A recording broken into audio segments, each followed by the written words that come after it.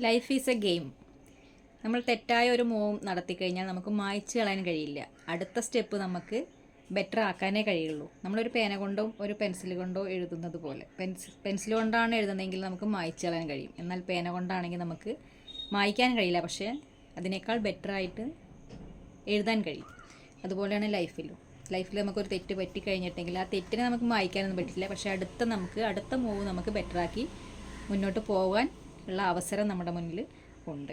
അതുപോലെ പണം സംസാരിക്കുമ്പോൾ നമ്മൾ അവിടെ ആരും ഗ്രാമർ മിസ്റ്റേക്ക് ശ്രദ്ധിക്കാറില്ല. അതാണ് പണത്തിൻ്റെ പവർ എന്ന് പറയുന്നത്.